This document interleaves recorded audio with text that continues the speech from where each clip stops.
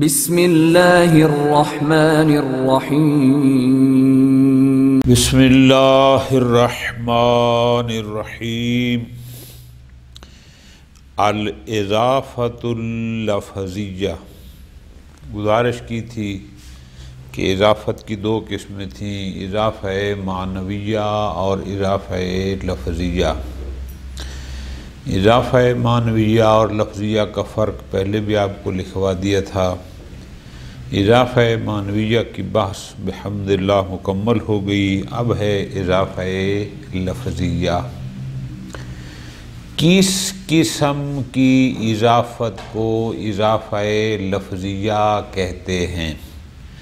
چونکہ اس اضافت کا فائدہ کیا ہے وہ تو آپ کو بیان کیا تھا۔ اس کا فائدہ ہوتا ہے تخفیف اللفظ، کہ اس میں مضاف سے تنوین کو گرا دیا جاتا ہے، یا اگر نون تثنیہ جمع ہو تو اس کو گرا دیا جاتا ہے، فقط لفظ میں تخفیف ہو جاتی ہے، تو یہ اس کا فائدہ ہوتا ہے۔ خوب، ہوتا کب ہے؟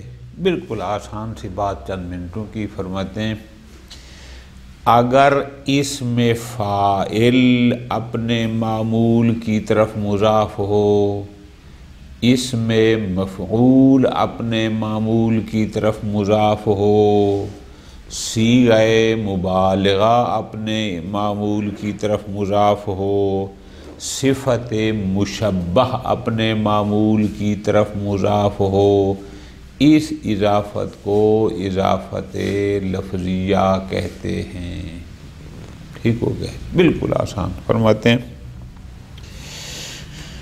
الاضافۃ اللفظیہ متى تکون الاضافۃ لفظیۃ ویا يجوز الدخول علی المضاف، فرماتے ہیں تکون الاضافۃ لفظیۃ، اس وقت اضافت لفظیہ کہلائے گی، ہو جاتی ہے متى کان الاسم الاول صفۃ، کہ پہلا اسم یعنی اسم مضاف صفت ہو، صفت سے مراد اور صفت صرفی، نہ کہ نحو والی صفت جو صفت موصوف کی بات آتی ہے، یعنی وہ جو صیغہ اور صفت کا استعمال ہو، جیسے ضارب، مضروب، ضراب، ان کی بات ہو رہی ہے کہ کان الاسم الاول، اسم اول یعنی جو اسم مضاف ہے وہ صفت ہو، والثانی معمولا لتلک صفہ،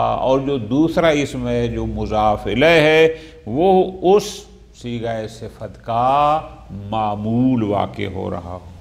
ٹھیک ہو گیا؟ وَذَلِكَ فِي ثَلَاثَةِ مَوَاضِعٍ، تین مقامات پر ایسا ہوتا ہے کہ اس میں مضاف صفت ہوتا ہے، بار بار کہہ رہا ہوں صفت صرفی یعنی صیغہ صفت کا، اور مضاف الیہ اس کا معمول۔ نمبر ایک، اضافت اسم الفاعل الی مفعولہ، کہ جب ایک اسم فاعل اپنے مفعول کی طرف مضاف ہو کے استعمال ہو رہا ہو، یہ اضافت لفظیہ ہوتی ہے۔ جیسے جاء سارق البیت، چونکہ سارق اسم فاعل صیغہ صفت کا ہے، اصل تھا جاء سارق البیت، ٹھیک ہے جی، یہ البیت مفعول تھا سارق کا، تو اب جب اضافت ہو گئی ہم نے کہا سارق البیت، کیونکہ سارق سے تنوین کو ہٹا دیا تو یہ اس کا تخفیف لفظ ہو گئی، جو اس اضافت لفظیہ کا فائدہ ہے۔ جاء سارق البیت یعنی آیا گھر کا چوری کرنے والا۔ وَتَنْدَرِجُ فِيهِ صِيَغُ الْمُبَالِغَةِ، صیغ مبالغہ بھی اسی کیٹیگری میں آتے ہیں کہ جب صیغہ مبالغہ اپنے معمول کی طرف مضاف ہو۔ اب جو مبالغہ کی صیغے ہیں ان میں سے جو بھی اپنے مفعول کی طرف مضاف ہوگا وہاں بھی اضافت لفظیہ ہوگی۔ جیسے جاء شراب العسل، شراب فعال، یہ مبالغہ کا صیغہ ہے، آل اصل اس کا مفعول ہے، اب اضافت کے ساتھ استعمال ہوا تو یہ ہو جائے گی اضافت لفظیہ، جا شراب الاصل، آیا اصل یعنی شاید زیادہ پینے والا، ٹھیک ہو گیا جی ختم۔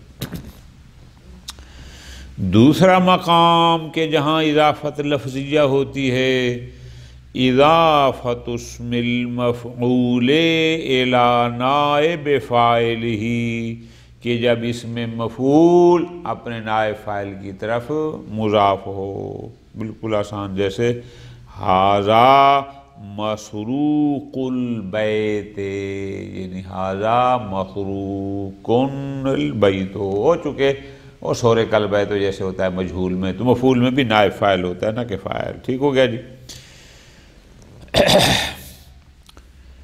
مسروق اسم مفعول ہے، البیت اس کا نائب فاعل ہے، ٹھیک ہو گیا جی۔ یہ ہے وہ گھر جس میں چوری کی گئی۔ تیسرا مورد کہ جہاں اضافت لفظیہ ہوتی ہے وہ ہے اضافت الصفت المشبہہ الی فاعلہا، کہ صفت مشبہ اپنے فاعل کی طرف مضاف ہو، جیسے انت الکریم الاصل، الکریم یعنی کریم فعیل کا صیغہ صفت مشبہ کا ہے، تو ہے کریم الاصل یعنی کریم الناصب، الاصل یہ اس کا فاعل ہے، یعنی انت الکریم ہو تو کریم ہے، یعنی مطلب کیا، یعنی الفاعل یعنی الاصل و النسب ہو، اصل تو اس کا نسب کریم ہے، ٹھیک ہو گیا جی۔ انت الکریم الاصل، الکریم یہ کریم صیغہ صفت مشبہ کا صیغہ ہے جو الاصل اپنے فاعل کی طرف مضاف ہے، آسان ہو گیا۔ خود فائدۃ، اب ذرا توجہ فرمانا، اس فائدے میں فرما رہے ہیں کہ یشترط فی اسم الفاعل مفعول ان یکونا فی الاضافۃ اللفظیۃ بمعنی الحال او الاستقبال، اسم فاعل جب اپنے مفعول کی طرف مضاف ہو یا اسم مفعول اپنے فاعل کی طرف مضاف، نائب فاعل کی طرف مضاف ہو، تو اضافت لفظیہ تب بنے گی کہ جب یہ اسم فاعل یا اسم مفعول زمانہ حال و استقبال میں استعمال ہو رہے ہوں۔ دوبارہ اس کو غور سے سن لیں کہ ہم نے جو کہا ہے کہ اسم فاعل اگر اپنے فاعل کی طرف مضاف ہو، اسم مفعول اپنے نائب فاعل کی طرف مضاف ہو، تو یہاں اضافت لفظیہ ہوگی۔ فرماتے ہیں یہ اضافت لفظیہ اس صورت میں ہوگی کہ اسم فاعل یا اسم مفعول سے مراد معنی حال کا ہو یا استقبال کا ہو، اس صورت میں۔ کیوں؟ اگر ہے تو اسم فاعل، لیکن اگر وہاں پر معنی مراد ماضی کہے تو فرماتے ہیں پھر یہ اضافہ ہے معنویہ ہوگی، ٹھیک ہو گیا، ذرا غور کرنا۔ فرماتے ہیں یشترط فی اسم الفاعل والمفعول، یہ جو ہم نے کہا ہے کہ اسم فاعل کا مفعول کی طرف مضاف ہونا یا اسم مفعول کا نائب فاعل کی طرف مضاف ہونا، یہ اضافت لفظیہ ہے، شرط ہے اس اسم فاعل اور اسم مفعول میں ان یکونا، کہ یہ دونوں اسم فاعل اور اسم مفعول اضافت لفظیہ میں بمعنی الحال، بمعنی حال یا بمعنی استقبال کے ہوں گی، تو وہ اضافت لفظیہ شمار ہوگی، ٹھیک ہو گیا۔ کیوں؟ فرماتے ہیں اس لیے لِأَنَّهُمَا إِذَا كَانَا بِمَعْنَى الْمَاضِي، اگر اسم فاعل یا اسم مفعول معنی حال و استقبال میں استعمال نہ ہو رہا ہو بلکہ معنی ماضی میں استعمال ہو رہا ہو، توجہ آپ، جیسے نحو بارئ الوجود، اب بارئ، اب یہ زمانہ ماضی میں ہے، وجود اللہ تبارک و تعالیٰ کی کچھ صفت ہے وہ آج کی نہیں ہے، پہلے کی ہے، بارئ الوجود جو ایسا ہے ماضی میں استعمال ہو. خوب. او بمعنی الاستمرار، یا بمعنی استمرار، لیکن استمرار دائمی ہو، ہمیشہ کے لیے ہو چکے کہ استمرار تجددی ہوتا ہے، یہ بھی آپ کو پیچھے لکھوا چکا ہوں. جیسے حامل عشیرت، یعنی عشیرہ خاندان کا حمایت کرنے والی، یہ استمراری ہے، پہلے بھی کر رہا تھا اب بھی کر رہا ہے اور چل رہا ہے. خوب.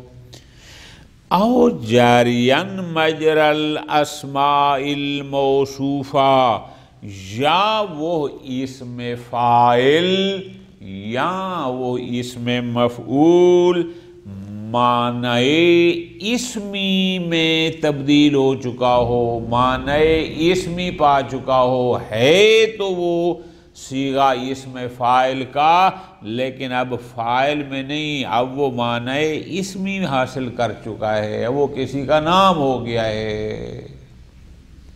یہ ہوتا ہے او جرین مجر الاسماء الموصوفہ، کہ ہے تو وہ اسم فاعل یا مفعول لیکن قائم مقام اسم موصوف ہے. میں نے آپ کو آسان ترجمہ کرایا کہ اگر اسم فاعل یا اسم مفعول بمعنی ماضی کے ہو ایک، یا اسم فاعل و مفعول معنی دے رہا ہوں استمرار دائمی کا، تین، یا وہ قائم مقام ہوں، نازل منزلہ ہوں اسم موصوف کے، یعنی وہ صفتیت کے معنی سے اب وہ معنی اسمی پیدا کر چکے ہیں.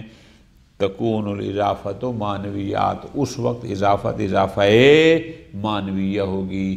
معنی اسمی کیسے؟ جیسے مثال دے رہے ہیں کاتب القاضی، جج صاحب کا ریڈر جو بیٹھا ہوتا ہے. اب کاتبن اگرچہ اس میں فاعل کا صیغہ ہے لیکن اب یہ اس میں فاعل استعمال نہیں ہو رہا بلکہ اب یہ معنی ہے اسمی پیدا، کاتب القاضی یعنی ہوا کاتب القاضی مثلا. یا مملوک الامیر، اگرچہ مملوک اس میں مفعول کا صیغہ ہے لیکن یہاں پر اس میں وہ والا معنی مراد نہیں، مملوک الامیر، اب یہ معنی اسمی پیدا ہو چکا ہے. ٹھیک ہے جی، مملوک الامیر. تو ایسی صورت میں تکون الاضافۃ معنویہ، پھر اضافت معنویہ ہوگی.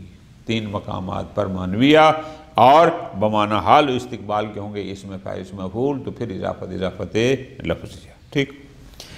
اما صفت المشبہ، اب تیسری چیز تھی صفت مشبہ.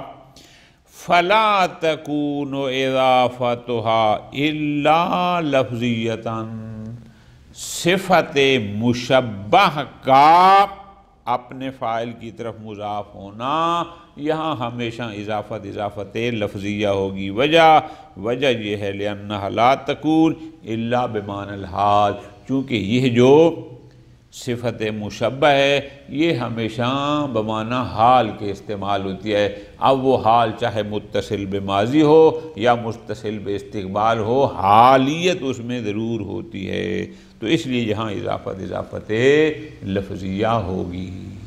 بس فرق آ گیا گویا صفت مشبہ اور اس میں فاعل و مفعول میں، کہ وہ ہو تین مقامات پر اضافت معنویہ بھی ان میں ہو سکتی ہے لیکن صفت مشبہ میں ہمیشہ اضافت لفظیہ ہوتی ہے. ٹھیک ہو گیا جی، ختم. فرماتے ہیں یمتنع دخول علی المضاف الاضافۃ المعنویہ، جہاں اسم کی اضافت دوسرے اسم کی طرف اضافت معنویہ ہو، اضافت معنویہ میں مضاف پر الف لام داخل کرنا ممتنع ہے، یعنی لا یجوز کہ اضافت معنویہ میں مضاف پر الف لام نہیں آ سکتا.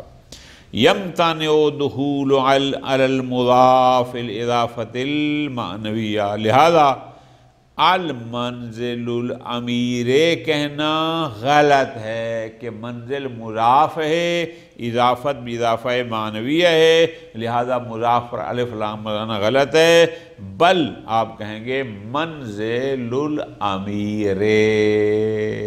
ٹھیک ہو گیا جی، ختم۔ خوب، اما فی الاضافت اللفظیہ فیجوز ذالک، اضافت اگر اضافت لفظیہ ہو تو اس میں مضاف پر الف لام کا داخل کرنا جائز ہے، بشرطے کہ ان تین شرائط میں سے کوئی ایک پائی جاتی ہو تو۔ اضافت لفظیہ میں مضاف پر الف لام کا داخل کرنا جائز ہے، بشرطے کہ کیا؟ نمبر ایک، یا مضاف الیہ بھی معرف باللام ہو، ایک، یا پھر مضاف الیہ آگے جس کی طرف مضاف ہے پھر وہ معرف باللام ہو، دو، یا پھر مضاف تثنیہ یا جمع ہو۔ تو ان صورتوں میں اضافت لفظیہ کی صورت میں مضاف پر الف لام لگانا جائز ہے تین موارد میں۔ اما فی الاضافت اللفظیہ، چلو اضافت معنویہ میں تو الف لام لگانا مضاف پر جائز نہیں ہے، لیکن اضافت لفظیہ میں فیجوز ذالک، اضافت لفظیہ میں اس میں مضاف پر الف لام کا داخل کرنا جائز ہے، بشرط تین شرائط میں سے کوئی ایک ہو۔ نمبر ایک، وجودہا فی المضاف الیہ، بشرطے کہ اس کے مضاف الیہ پر بھی الف لام ہو تو پھر آپ مضاف پر بھی الف لام لگا سکتے ہیں، جیسے انت المتبع الحق، المتبع اس میں فاعل ہے، یہ مضاف ہے، حق مضاف الیہ ہے، چونکہ حق پر الف لام تھا لہذا متبع اس میں فاعل پر بھی الف لام لگا کے المتبع پڑھ دیا جائز ہے، انت المتبع الحق۔ ٹھیک ہو گیا، آپ حق کی اتباع کرنے والے ہیں، ایک، او یا پھر فیما اضیف الیہ المضاف الیہ، کہ پہلے اسم کا مضاف الیہ آگے کسی اور کی طرف مضاف ہو رہا ہے اور اس مضاف الیہ کا مضاف الیہ اگر اس پر الف لام ہے تو آپ پہلے مضاف پر بھی الف لام لگا سکتے ہیں، جائز ہے، جیسے انت المکرم غلام الامیر، مکرم مضاف ہے غلام کی طرف، غلام مضاف ہے امیر کی طرف، چونکہ غلام مضاف الیہ کا مضاف الیہ امیر معرف باللام ہے لہذا آپ پہلے مضاف مکرم پر بھی الف لام لگا سکتے ہیں، جیسے مثال ہے کہ انت المکرم غلام الامیر، آپ غلام امیر کی کا اکرام کرنے والے ہیں۔ ٹھیک ہو گیا جی، مکرم مضاف ہو گیا، ہم نے اس پر الف لام لگایا، کیوں؟ چونکہ مکرم کا مضاف الیہ غلام ہے، اس غلام کا مضاف الیہ امیر اس پر الف لام ہے لہذا مکرم پر لگانا بھی جائز ہے، دو ہو گئے۔ نمبر تین، یا یوں ہو کہ کان المضاف مثنی او جمع مذکر سالما، یا یہ ہے کہ نہیں مضاف تثنیہ ہے یا مضاف جمع مذکر سالم ہے، پھر بھی آپ مضاف پر الف لام لگا سکتے ہیں۔ مثال الفاتحہ دمشقہ خالد و ابو عبیدہ، اصل میں تھا الفاتحہ نے دمشقہ، نون تو گر گئی اضافت کی وجہ سے، بچ گیا الفاتحہ، فاتحہ پر الف لام لگانا جائز ہے، کیوں؟ اس لیے کہ یہ تثنیہ تھا اور تثنیہ اگر مضاف تثنیہ ہو تو اس پر الف لام لگانا جائز ہے، لہذا فاتحان کو یا فاتحہ کو الفاتحہ پڑھا جائے تو بھی جائز ہے۔ دمشق کو فتح کرنے والے خالد اور ابی عبیدہ۔ الساکنو بیروتا آمنون، بیروت میں رہنے والے امن میں ہیں یا ایمان والے ہیں، جو بھی ہے۔ ساکنو بیروتا، یہاں پر نون گری تھی اضافت کی وجہ سے، اصل میں تھا ساکنونا۔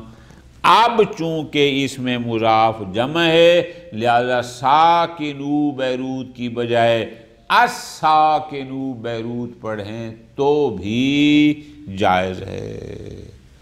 بحمد اللہ تعالی یہاں تک مرفوعات، منصوبات اور مجرورات کی بحث مکمل ہو گئی۔ انشاءاللہ اللہ نے توفیق دی تو اس کے بعد پھر آگے بات آئے گی توابع کی، وہ علیحدہ موضوع ہے، انشاءاللہ اس کو علیحدہ چھیڑیں گے۔ صلی اللہ علی محمد و آل محمد۔